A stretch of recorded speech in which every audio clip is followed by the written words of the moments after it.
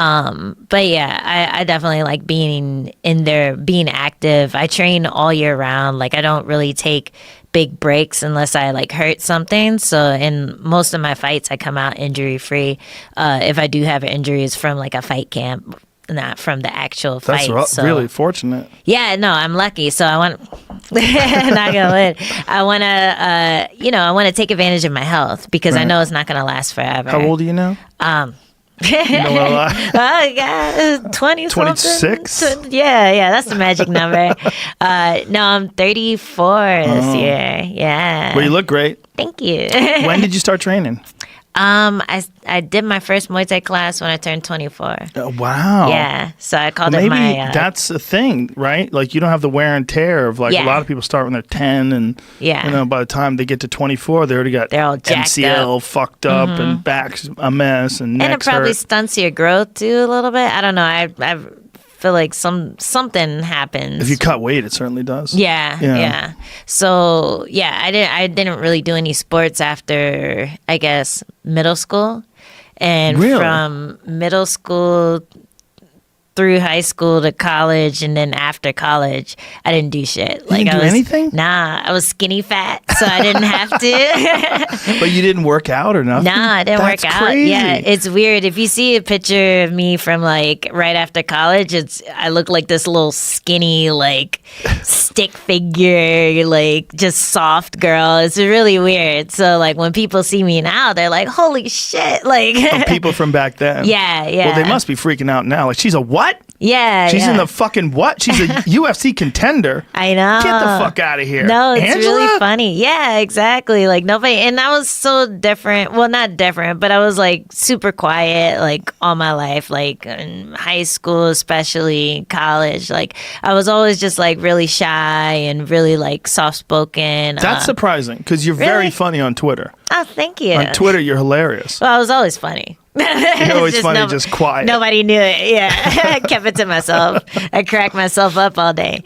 But yeah, like I'm just super shy. Like always awkward around like new people and new settings. And like I had my tight knit group of friends, but like I was never like the popular kid by any means. So what brought you into Muay Thai class? A workout. You just needed something I was to do. just fat. Yeah, I had just gotten married, and I also had an office job. I was working at an animation studio, and before that, I had been bartending. So I was like moving around and doing stuff, and I never really felt like inactive.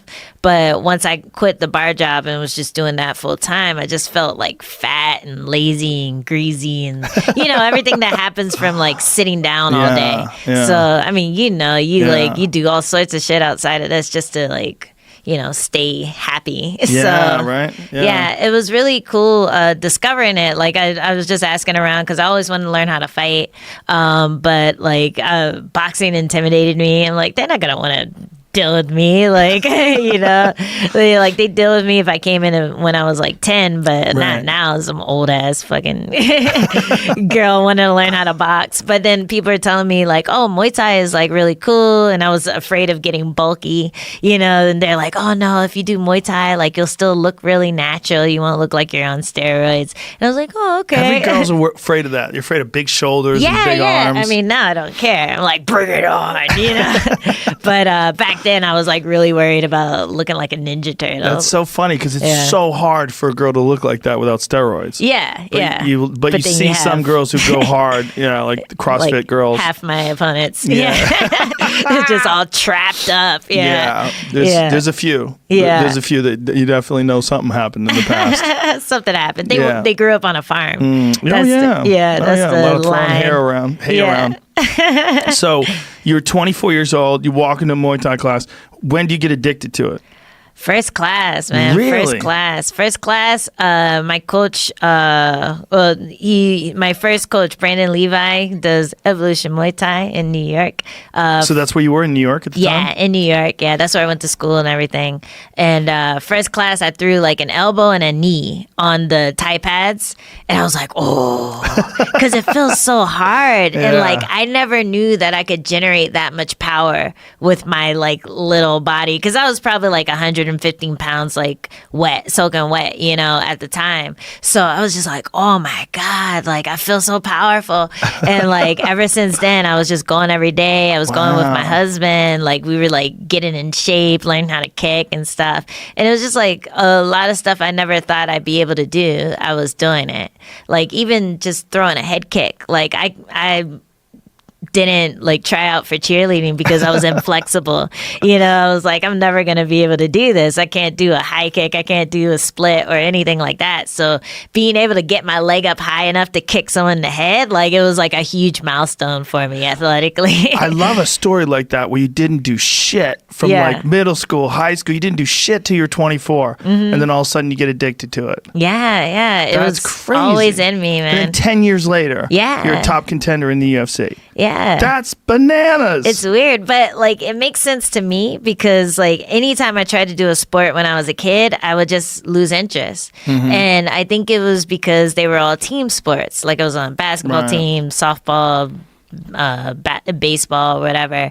I ran track for like a few months and all of that stuff. I was just like, this is stupid. Like, what's the point? You know, or that, or I don't know. I didn't like working with people. But the one thing I was good at was stealing the ball in basketball. So like, I never made any shots. Like, I was really bad at like dribbling and everything. But if someone got the ball and they were next to me, I'd run over and I'd grab it and just like wriggle until they're just like, like they would just get mad at me and let go of the ball. So I'd steal it and then pass it to the girl that could shoot. So yeah, that was the one thing I was good at. That's conflict. Yeah. Maybe that was like a sign of things to come. You're good at conflict. Exactly. I like that. And especially because I was so shy outside of that, then it was just kind of like my outlet. So how long was it between your first class and your first fight? It was about 9 months. Wow. Yeah. So right away, you're like balls deep into this thing. Yeah. For lack of better expression. What else? I'm like, what else deep could I? Yeah. What can a girl do? I was balls Ovaries deep. Yeah. I was really into it, and I hadn't considered fighting yet, but my coach was like, I think it was around the time. Have you ever heard of the WKAs? Mm-hmm. So it was around the time of that, and he was taking a couple people down, and he was like, hey, you want to do WKAs? You want to have a fight? And I was like, oh, are you sure? Like, you sure I'm ready? And it was kind of halfway because, well, I don't know if this is why he asked, but once I said yes, there was a girl that used to train with us who was also doing it in my weight class, and he was like, oh, this is gonna be fun. So yeah, I thought it was cool that he had that confidence in me because all the other girls who were in the tournament had been training a lot longer than me, for years even. So yeah, I was just like, okay, let's do it. Let's see what happens. Like, I was scared, but I also wasn't like putting all my eggs in that basket. Like, I didn't think anything was going to come from doing Muay Thai. It was just fun at the time. Right. So I went and I beat 2 girls, won the regional championship or whatever. Wow. And from then on, I was just fighting. They had this show in New York called Friday Night Fights. And I got a few shows on that, or a few fights on that. I went 14-0 as an amateur Muay Thai fighter. Then before I went pro, I was trying to get an MMA fight just so I had like 1 or 2 amateur MMA fights under my belt. So if I do decide to do it, I'd have that experience, but no one would fight me. So I ended up going pro anyway, had 2 pro Muay Thai fights, and then I had my first pro MMA fight 2 days before the tough tryouts. Wow. Yeah. That's so recent. That's crazy. Yeah. What year were you on Tough? Was that 6 years 20, ago? So I think it was 2014, yeah. Wow. That's when the tryouts were, and I think it aired. Yeah, I think our finale was like that December. Well, that makes sense now as to why you've gotten so much better over the last few fights. You're still fucking learning. Yeah. That's so crazy. Yeah. I shouldn't have been in there. When did you start training? What year did you start? I started, I've been doing it for about, not even 10 years, 9 years. So I actually started MMA training as just a keep fit while I was playing rugby league. So I was, that was when I was 214 pounds. So that's something that obviously when I'm fighting and you say 240 and it'll slowly getting up. It's your language. You guys have that Australian language. You say things different. Yeah. 214 sounds like 240. Yeah, exactly. That's what it sounds. 214. 14. Well, that makes more sense, yeah. but still it's a ridiculous amount It's of weight. still 100%. I'm 5'6" on a good day, you know what I mean? Give me a good stretch out, do some yoga sessions, I might make 5'6", but you know what I mean? It's just, I was a lot bigger and I wanted to stay fit in between, in between like sort of the pre-season. So that's why I went and started and just loved it ever since. So that was about, 9 years ago. So, and how old are you now? 31. Look at you there. Look at you fucking gorilla. Oh, yeah, there you go, see? Look at the size of you. Yeah, Jesus man. Christ. You're 31. Look at that head. So you were, early 20s. And no martial arts training at all before that? I wrestled. So I wrestled before I even done rugby league. I wrestled for about probably a year. I can't even remember. It was, honestly, I'd done it for about a year. And, I'd done pretty good. It was something that I was actually pretty good at. But, I wanted to play football with my mates and I got over wearing the tights, wrestling and stuff like that.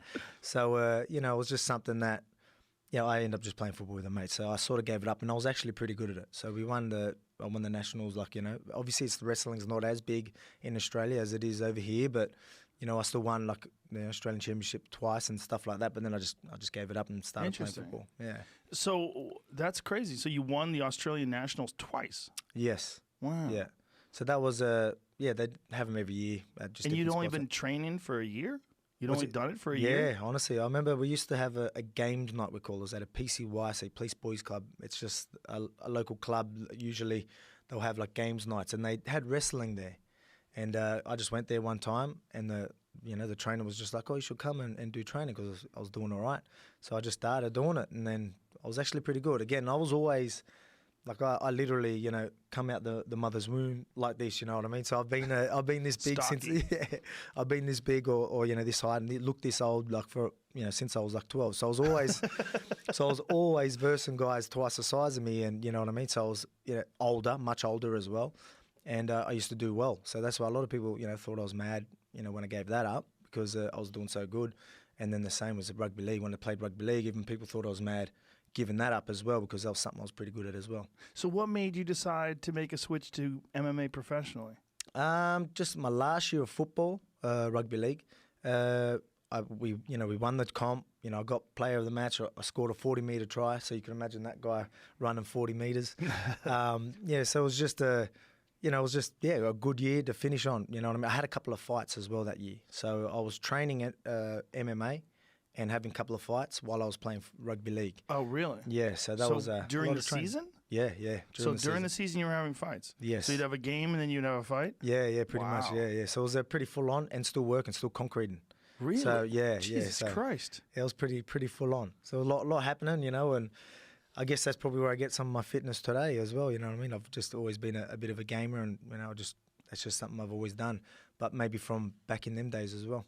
Well, I would imagine that just the sheer tenacity and cardio that you would get from rugby. Rugby is a tough fucking sport. Yeah.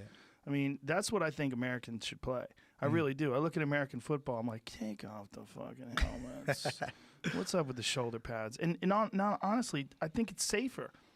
I think rugby's safer. I don't think it's safe. It's obviously a very rough combat sport in a lot of. I mean, it's kind of like a team combat sport almost. But you were at least not under the illusion that you're protected like American football players have been for so long with the helmets and the pads, and that's what's causing a lot of the brain trauma. Yeah, with them hard helmets and all that. Yeah, I get what you mean. Slamming into each other, you know. Yeah, it's I guess I can see what you're saying there as well. But then.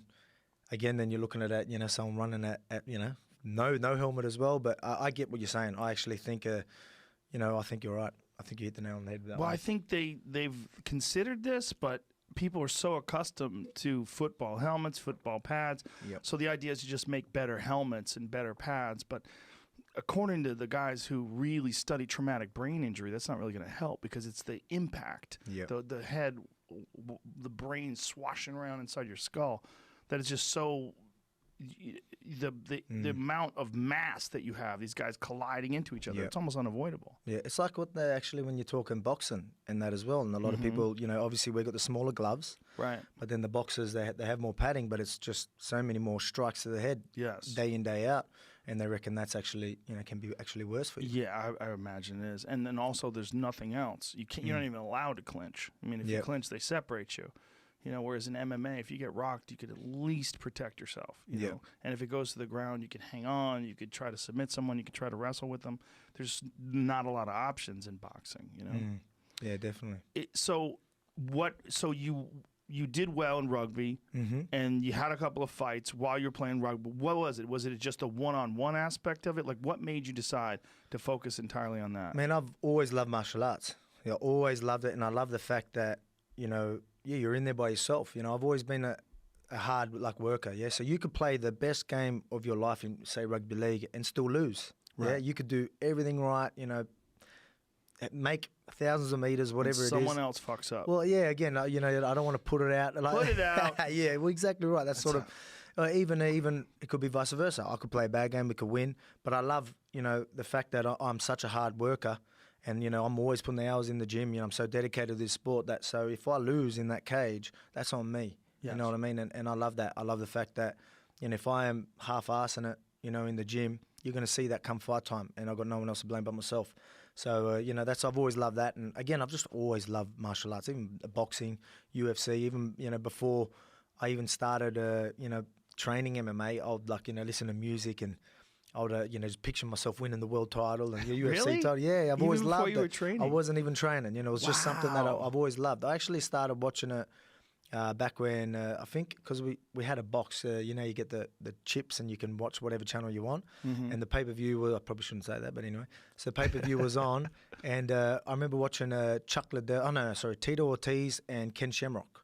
That was the first time, their first fight. So that was the first time I ever started watching UFC. And that's when I just absolutely started loving it. So I've always, watched it and loved it and, picture myself being in there and all that, and I wasn't even training at the time. Australians are tough as fuck. It's it's a tough fucking place. They're men. You know what I mean? Yeah. There's a lot of, I'm sure there's some pussies over there too, but they're men. You know what I mean? Like, that's Yeah. like one of the ways that people look at Australia. It's it makes sense Yeah. that great combat sport athletes would come out of Australia. Yeah, exactly right. It's a Especially prison colony. well, now, yeah. I mean, that's really what you guys started off as. Exactly right, yeah. You know? Especially, as you're saying, obviously me being looking like this since since a young age, obviously you're gonna, I'm not the type to brag that, I get into fights and all that sort of stuff. But when I was younger, that would happen. And so I've always been known to fight and been able to fight type of thing. I've always had to sort of defend myself. Never been the one to start it, but there was times where I had to finish it. But, so it's just always something that I guess I've had in me. So, Australia, you guys have John Wayne Parr, Jeff Fenech. You guys have had some great combat sports athletes come out of. Well, it's UFC so big in Australia. So we've always had, as you're saying, very talented guys. We've got a lot of very good athletes over there, but they were always in your rugby leagues and AFL or whatever it is. Now UFC's and MMA is getting so big that we're getting these athletes starting to train MMA, and you're only going to see it grow even more, and we're going to get a lot more champions from our region, I believe. Oh, I'm sure. That's the best part right now.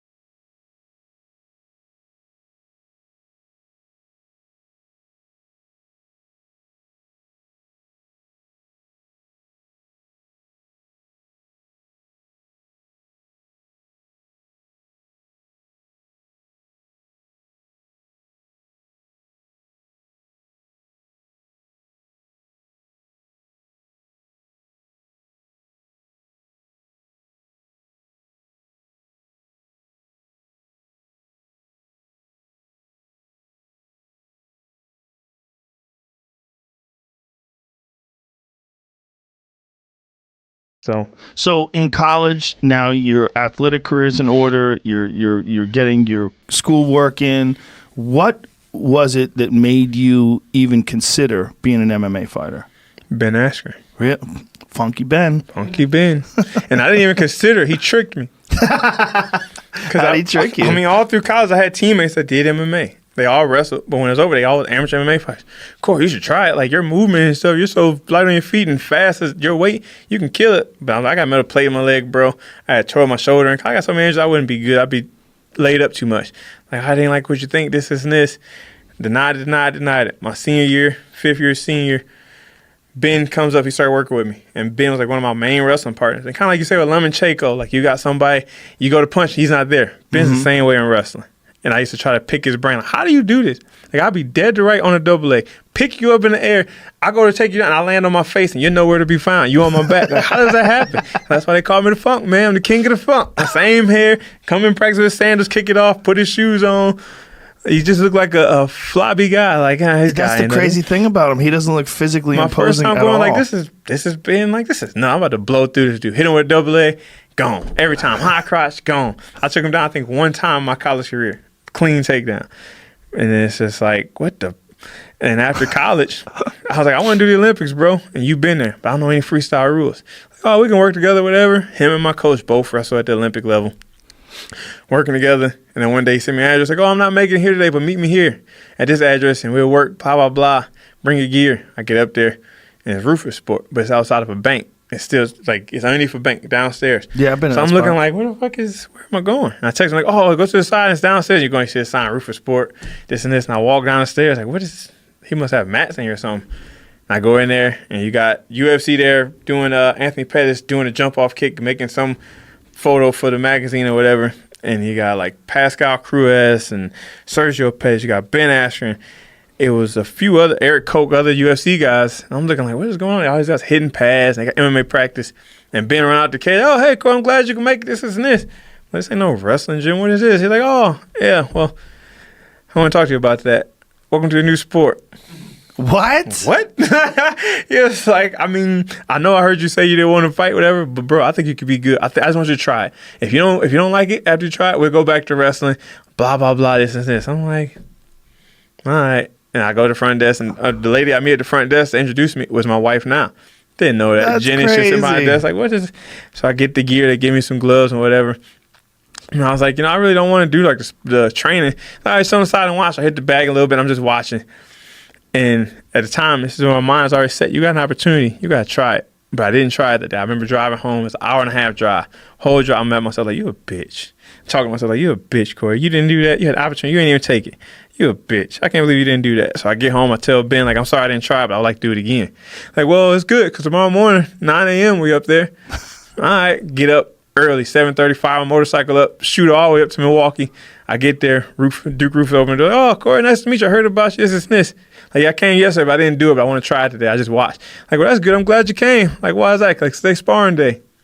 like I had spar with no sparring at all ever before? I did amateur boxing when I broke my leg. Yeah. I did like boxing at the gym for rehab because my brother-in-law was a professional boxer at the time. And I had 2 amateur fights. And so I had that. And I came with my gloves and everything, but old ratty title gloves falling apart. And like, all I got is my gloves and my shorts. Like, don't worry, we got gear. We get you stuff, headgear and shin pads, this and this. They gave me 2 opposite combat corner shin pads. One was like a youth and one was like an extra large. So one covered to my knee and one covered like half my shin and like this old raggedy headgear. Like, you got a mouthpiece? Like, yeah. Like, that's all you need. So we're going to spar.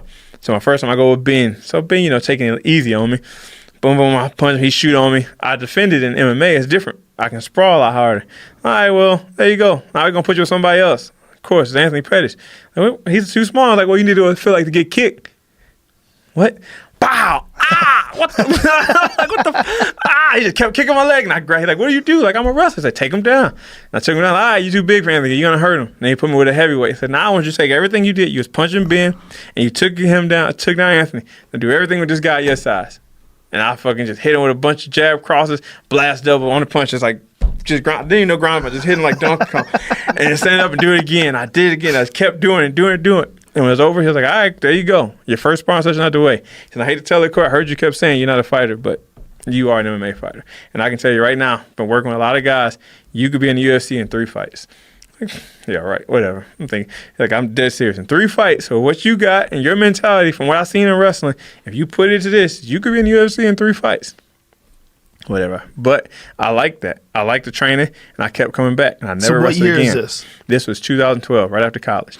That's not that long ago, man. Oh, my first fight, I didn't debut until 2013. Top-level MMA fighter in one of the most talent-rich divisions, in the light heavyweight division, and you only been doing it for 7 years. I was in the UFC with 7 months fighting. After my first fight, 7 months. And I was in the top 10 within a year. That's the thing. God. So I'm learning. I didn't have an amateur career. I had 3 fights, the Ultimate Fighter, won that. Top 10 inside a year of all MMA training. That's it. Jesus and that's why people Christ. keep talking this shit about. I'm like, they don't understand. I ain't did this like most of these guys. I look at pictures of guys I've been training with. I got guys at the gym now that's still amateurs. And they post a Throwback Thursday. My senior year in college, I have a throwback picture. It'd be me in college in 2007. It'd be them in like their 3rd or 4th MMA fight. It's like, and these guys are still amateur. And how old are you now? I'm 29. Dude, you're still not even really in your prime. Your prime is like 31, 32. Like I said, I'm learning now. You are learning now. But it's crazy that you were in a top 10 a year into MMA training. Because we always cite Francis Ngannou. That Francis Ngannou is one of the craziest stories ever. The guy goes from no MMA training at all to 5 years later fighting for the title. At like, but what you did is as impressive. The fact that you hit top 10 with a year of MMA training, that's bananas, man. Even in the Tough House, I remember the guys, like, you can hear them in the kitchen. We was all talking about, oh, what's your background, this and this. I went on Tough with 4 or 5 months experience. Had my 3 fights back to back to back. And I remember my coaches pushing it, that 3rd fight. We got to get this 3rd fight. Why are you pushing it so hard? And then when it was over, they was like, all right, this is why we had to get that last fight. Ultimate Fighter Trials is next Tuesday in Indiana. You're going. Fuck out of here. I got to work. I ain't going nowhere. And they called me Monday night like, yo, what you doing? Like, I'm at work. I work night shift. I don't get off till 1. And when you get off, meet me at my house. Like, what? Like, we're going to Indiana. Like, I'm going to get to UFC. If I'm going to do it, I'm going to go the hard way. Like, all right, I see you at my house. Hung up the phone. I get off. I go to the house. Like, bro, what the fuck you talking about? He jumped in the driver's seat. Like, get in. Like, what are you talking about? So you were saying if you get in, you want to go the hard way. Like, get earned from picking up fights. Not doing the Ultimate Fight. Yeah, I wanted to, like, get enough fights and somebody see me. Like, all right, here's your... Take a short notice fight or whatever. Yeah, but that was a fantastic opportunity for exposure. Exactly. But in my mind, I had just started 3-4 months. I'm thinking like I'm just beating up cans. I don't think I'm ready yet. Right. But they say like, Corey, we see you, man. Like you have the opportunity to beat these guys. Like you beating this guy. He's been training forever. He's been pro. He's been Bellator. Dustin Jacoby was my first sparring partner when I went to Illinois. He had been in UFC, He's Bellator. doing great in Glory now. Yeah. And that was one of my first, and I beast. was taking him down and ground and pound, but striking, I didn't have that. But all you gotta do is use your takedowns, man. You're taking everybody down. You're doing good. Use that. And when I left, when I went there, whatever, my coach was like, just go do what you do. I have no doubt they're going to pick you. But the reason they picked me wasn't the same. They picked me thinking it was going to be an easy fight for whoever. But it's backfired on them because my work ethic, they didn't know me. Right. I was cracking jokes like, I can beat anybody you have in here. They was laughing. I'm thinking they laughing at my jokes. Come to find out, they tell me at the end, one guy told me, like, when we picked you, we didn't think you could win. Like, going after the semi, like, we picked you because we thought you was going to lose to Kelly and Nuts and get him an easy fight in. And now, look, it kind of backfired. And it was like, because they didn't know who I was. They didn't know me as a person. And I name dropped Matt Hughes, and I think that was the only reason why I got there. Like, I trained with Matt Hughes here and there, blah, blah. You know Matty? Oh, Matty's our guy. Oh, can you make it to Vegas next week? I was like, I can make it yesterday if you would have told me. And I go, pack your bags, you're going. Wow. And that was it. But the thing is, even though you were a year in, you were so many years into wrestling. And I think to this day that wrestling's the most important skill in MMA because you get to dictate where the fight takes place. The superior wrestler gets to every fight starts standing up and you have to know how to strike, but a superior wrestler gets to dictate where the fights take place. And you see that with guys like Khabib. You see that with so many superior grapplers. When they get a hold of a guy, it's their dominance is one of the most important aspects of fighting. So you did have all that. But I had the basic striking and the wrestling. But like I said, when I came to meet Mark Henry and Ricardo Almeida, like that's what took me into a martial artist. So that's only like 2 years into your training. That wasn't even 2 years. That was a year and like 3 months. And I guess that's why I didn't have it. And Mark tells people all the time, like when you hear him say it, I hear him tell people all the time, like, you guys want to see like hard work and what happened? Corey is a pure fighter of what I'm coaching because he came here with nothing. Like you get guys that come to him like Lance Palmer now. Right. He's been fighting so long. He's won the PFL. You got all these guys have been fighting 10, 12 years before they meet Mark. So it's kind of like they just tuning up something. Yeah. When you got a guy like me that has nothing. The gym I was at, we literally, like I was at Rufus Sport for a little bit, but I got the college coaching job and had to leave. So I met a group of guys through Mark Fiore at the time, but he ended up leaving to go to overseas. And it was probably 6 of us, and we had a guy who owned a warehouse. Like, oh, you can put mats in here and just in the corner, you guys can just train. We didn't have jiu-jitsu practice. We never had striking practice, no Thai practice.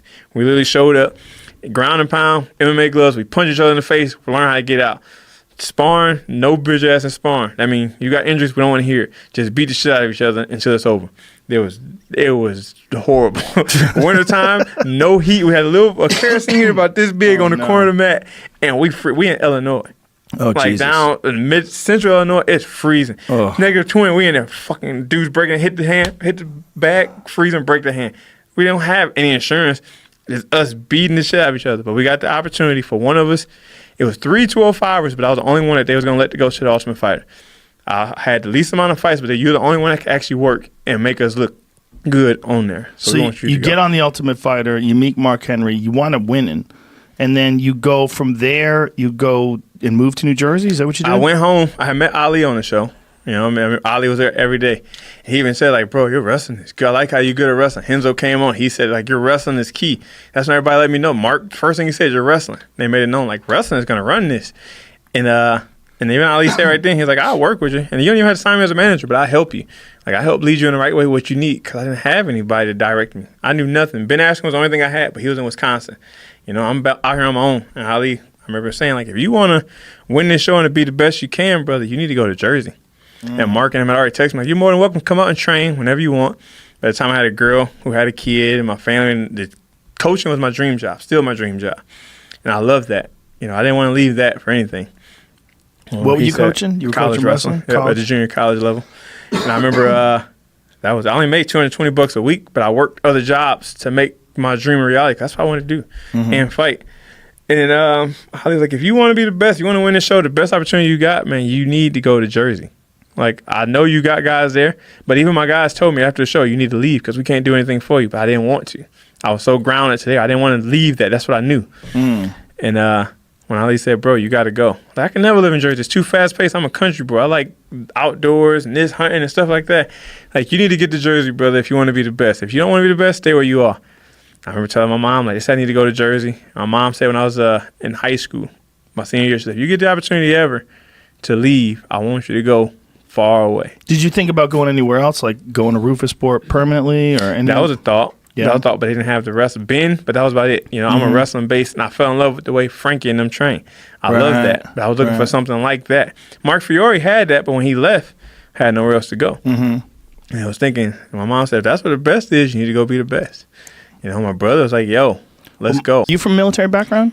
My dad, yeah. My dad was, so that's where my parents met. My dad was stationed in Germany. Oh. My mom was fleeing Thailand to her first husband was like physically abusive to her. So she was leaving Thailand and she came to Germany to find her a GI and found my dad. She came to find a GI specifically? Well, you know, I think she was coming to get away, but you know, she wanted a better life for her son at the time. And my dad was in the hospital. And so my mom was taking care of him and cooking him food and made him fall in love. There you go. And my dad always jokes. He says he tells us a story all the time. He's like, yeah, your mom was taking care of me. And then she told me that you were pregnant. And then 12 months later, you were born. Oh, that's funny. So, but no, they fell in love. And it was just a really long pregnancy. Just weird. Just kind of weird. I don't know why. Yeah, it's just like 12 months. I don't know. But That's I was funny. very small. But no, yeah. And then then we moved to Colorado and I was born. Then we lived in Germany for a little bit when I was younger. And then back to Colorado. And I grew up in Aurora, Colorado. Oh, cool. When did you start training?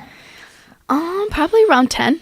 Yeah? Yeah, around 10. I have an older brother. He's 4 years older than me. He's my half brother. And I really wanted to do gymnastics as a kid. And my parents we just couldn't afford it. It was really expensive.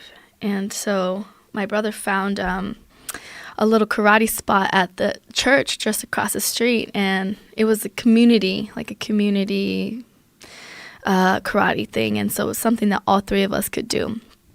And so, yeah, we jumped into it, and I fell in love with it. It just took over my life and changed my life. Did you start competing really quickly? Yeah, I think so. And at first, it's funny because at first, so I would do like the karate tournaments, and so there's point sparring, and then there's the katas. And I thought the katas were silly. And I remember going in and doing point sparring and getting knocked on my butt. And I was like, okay, I think I want to do some katas then. I want to bring some trophies home. So yeah, I competed karate from 10 all the way up until I was 18. And so I did a lot of the flashy, extreme martial arts katas with the the flips and stuff like that. But I always came back to sparring because I wasn't good at it. Like I was like, it bugged me. It bugged me that I wasn't good at it. And then I found my niche because it's point sparring.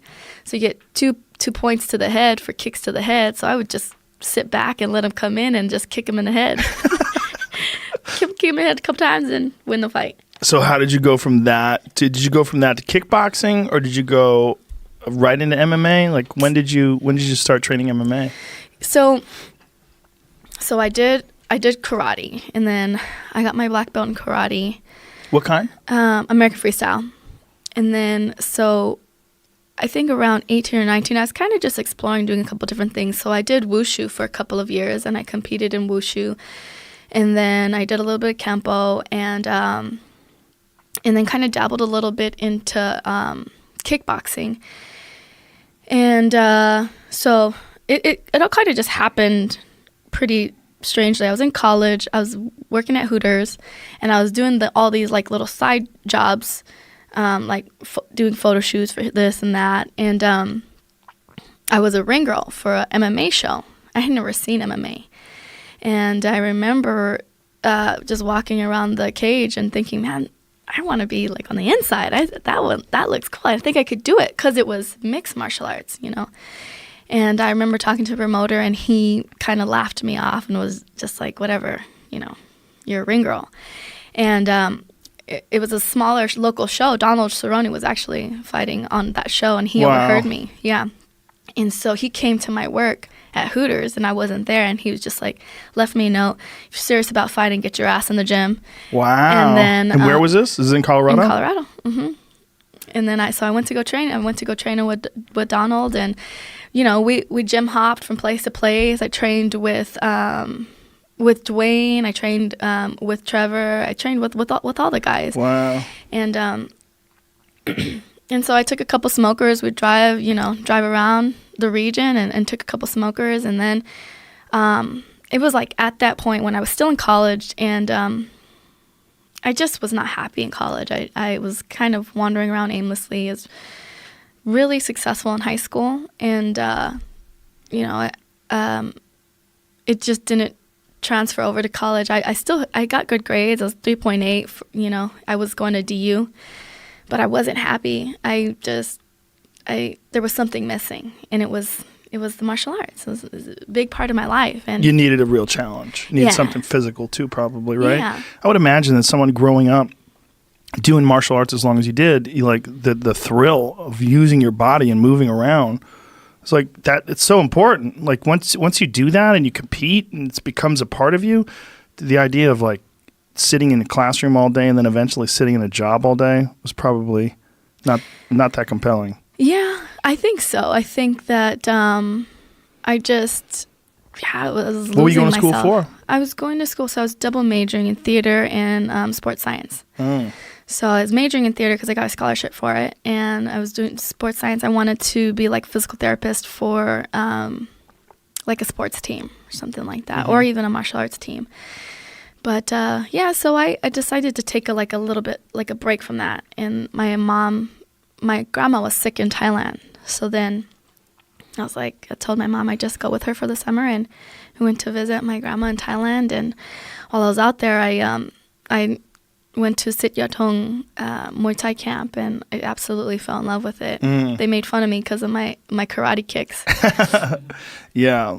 It's interesting how different karate kicks are Yeah. and Thai kicks. Yeah, and they were looking at me like I was crazy, but I was like, but no, I'm a black belt. It's just like, I know what I'm doing. They're just laughing at me. And we're training on concrete outside, and these little 5-year-old kids are doing 10-minute rounds. And my feet are blistering up from kicking over and over and over on the concrete. But I loved it. I fell in love with it. It kicked my butt, and I fell in love with it. And I came back, and I dropped out of college, and I decided to pursue fighting. Wow. So where did you learn grappling?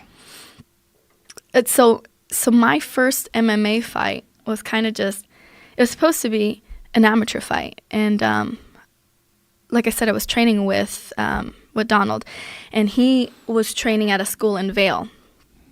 And so I would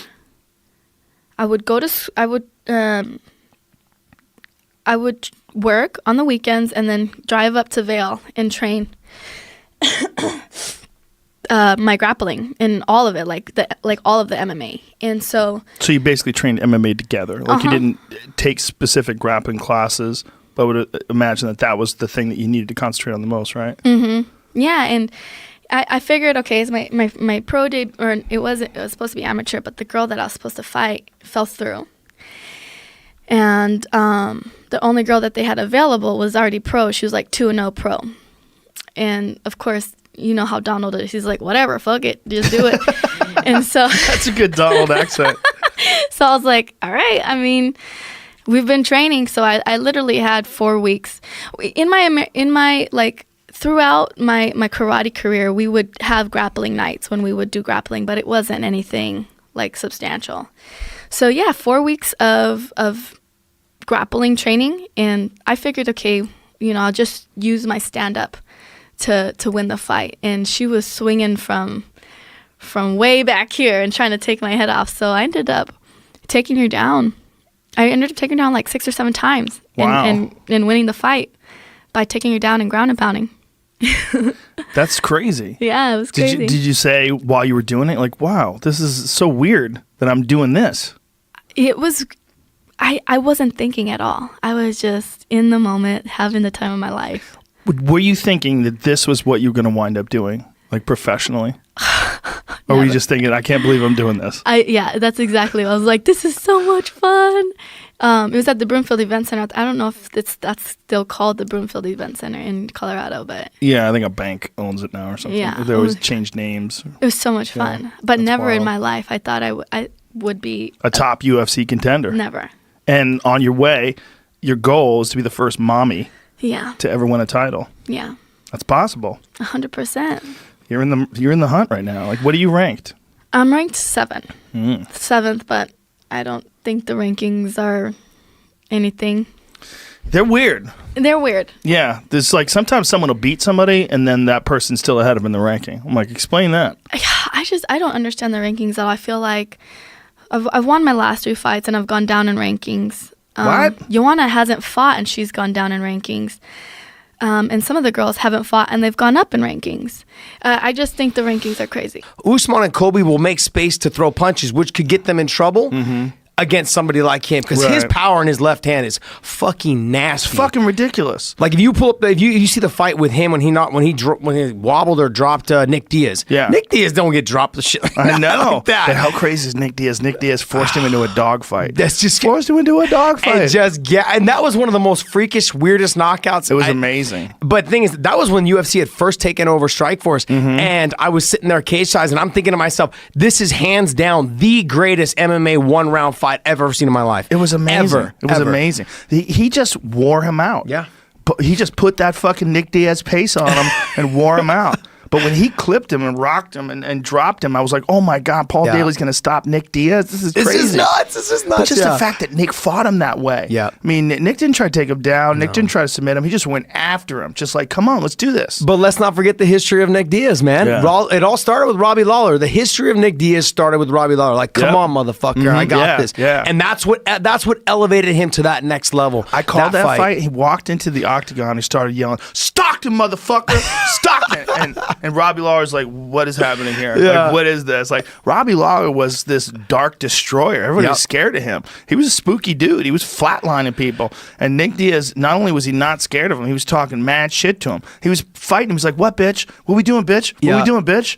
And people don't understand this. It's so funny. I was talking to Big John the other day on our show, and I was saying, like, hey, man, the guys that I didn't got so damn tired when guys talk to me. It stresses me the fuck out, man. I'm like, I just start sweating, and I'm like, this is...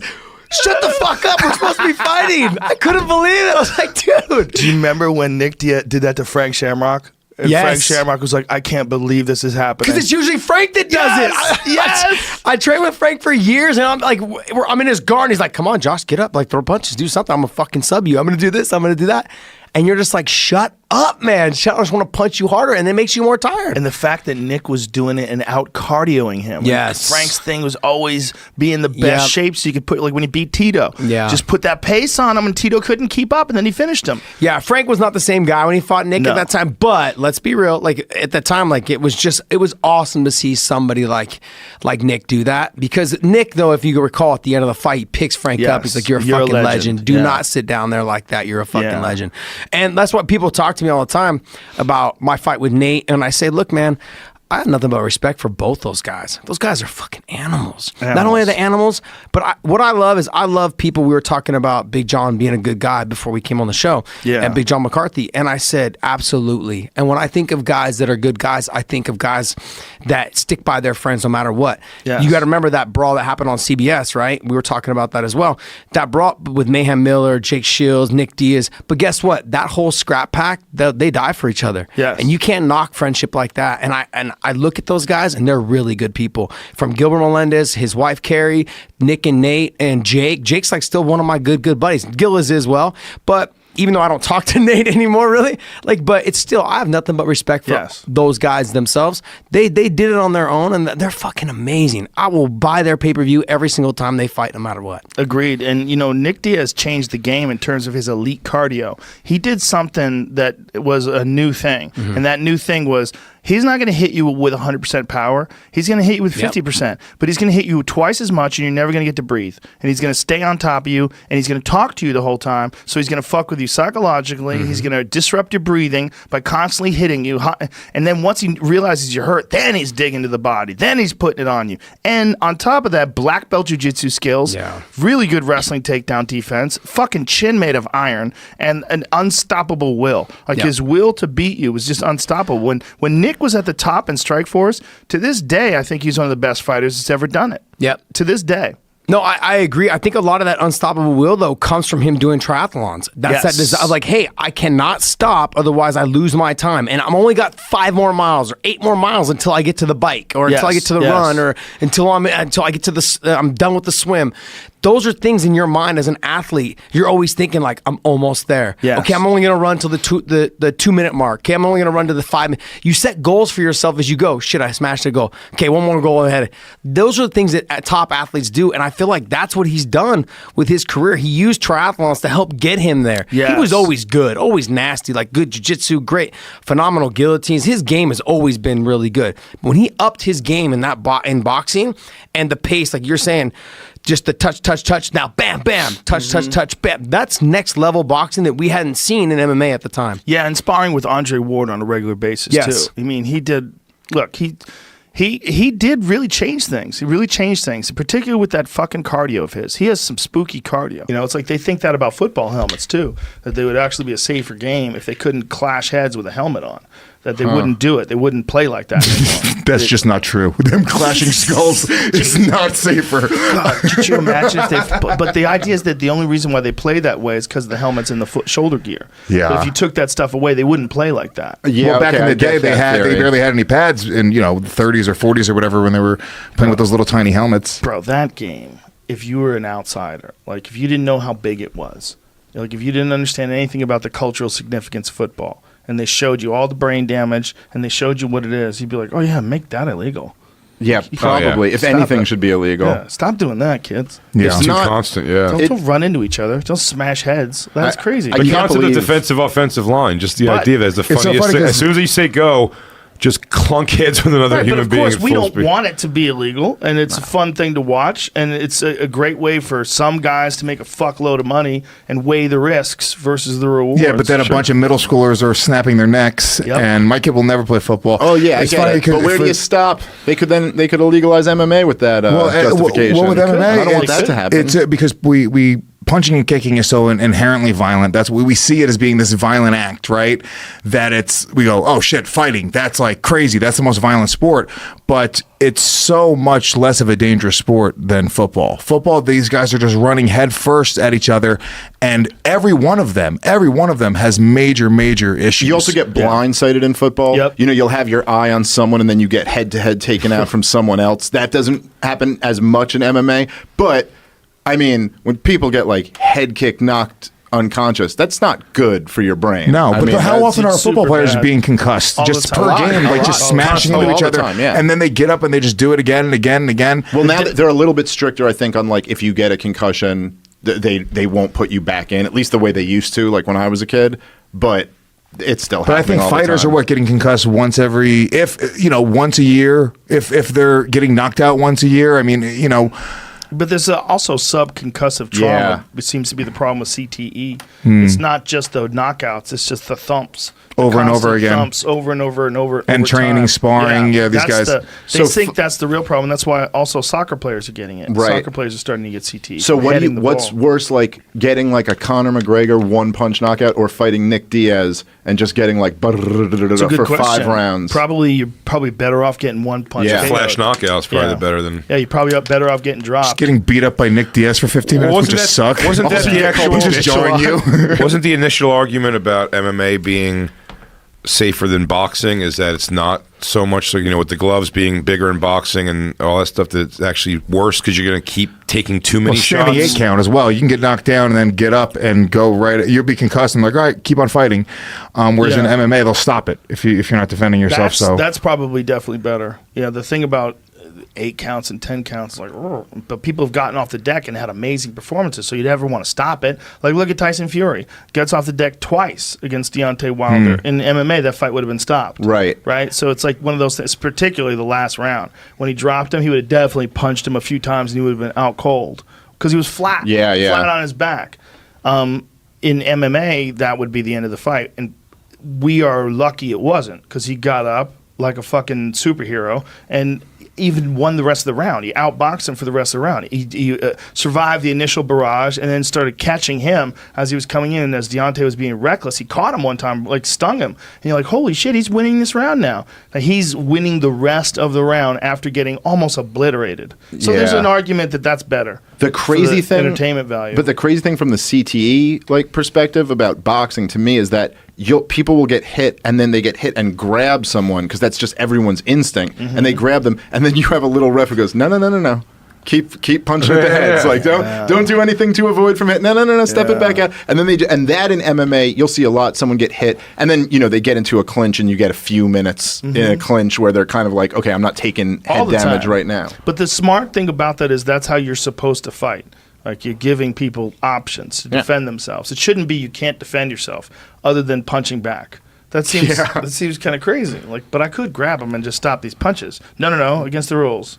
Like, what kind of rules do we have? Like, you can only beat me up if I let you beat me up? That was one of the points you that the both look Gracies like used to pussies make. and dance around for a half hour. But do you remember the original, those like Gracie videos that they'd make in early UFC? Gracie in action. Yeah, and what they used to say all the time was, and it's so true, it was so interesting, is that if 2 boxers just have a street fight, they're going into a clinch, and it's probably going to end up on the ground at some point. Because the ref has to break up a clinch over and over and over again to make boxing happen. Like, even when you're a professional boxer and you don't know anything about wrestling or grappling, you still end up grabbing the other guy because that's just like the only time that doesn't take place is when one guy knows how to strike and the other guy doesn't.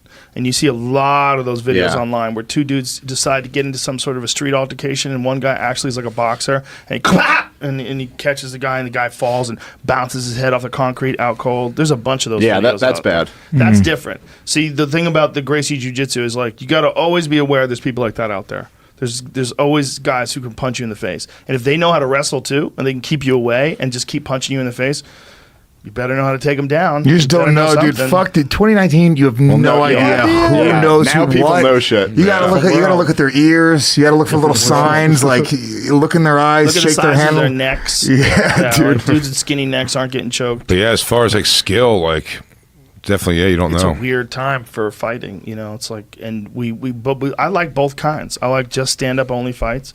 I like watching those, and I like mixed martial arts fights. But I think like Terrence Crawford's coming on next, and I think watching someone like him box, like when you see the skill level that guy has, switching stances, doing all kinds of befuddling people, getting their range, figuring them out, and then just teeing them up with perfect timing.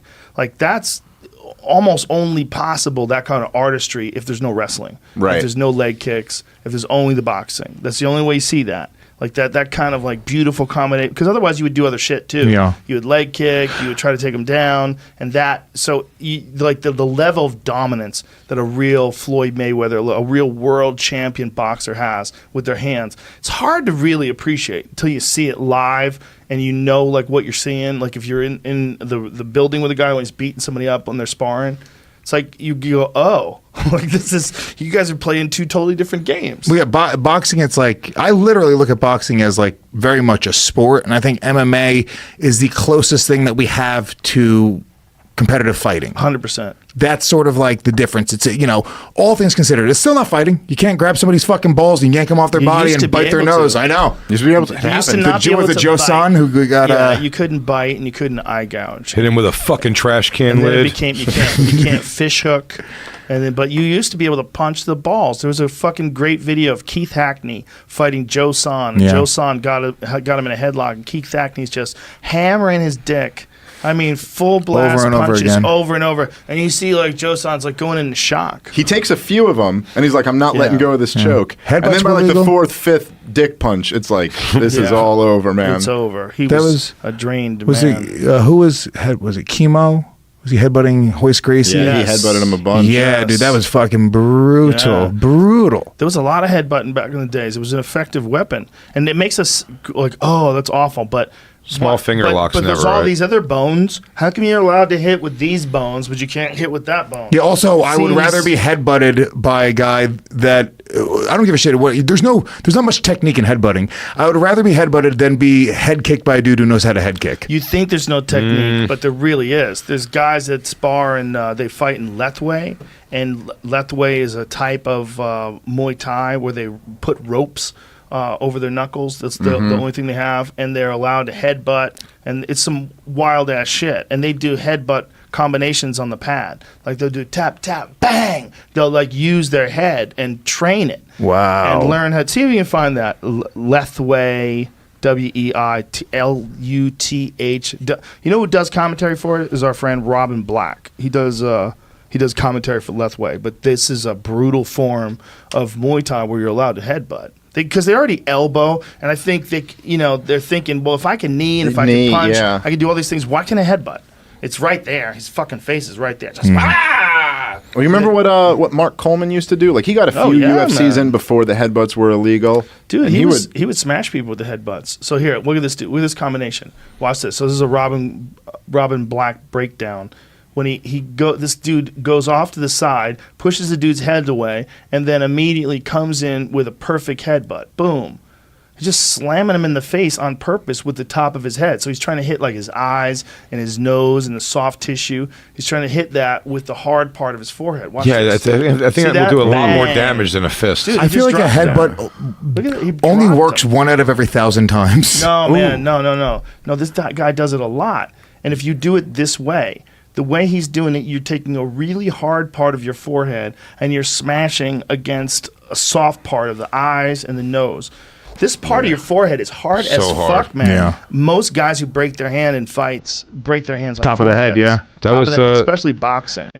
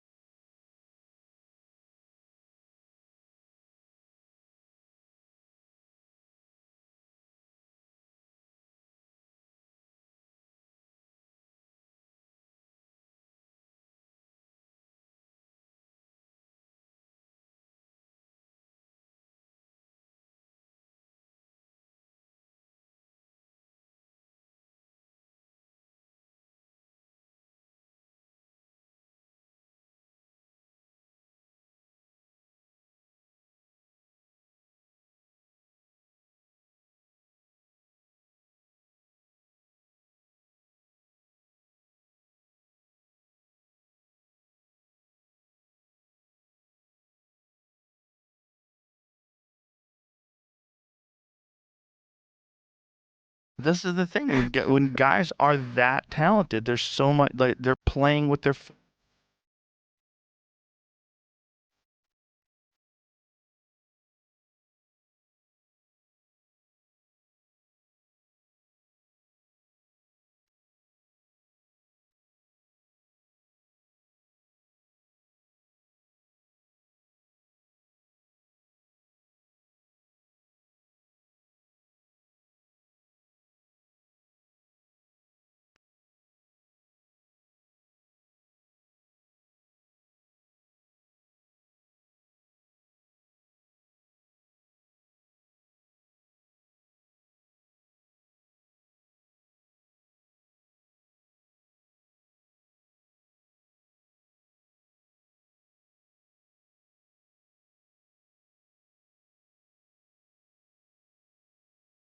Well, it's just becoming wiser too. That's why, like, when you see that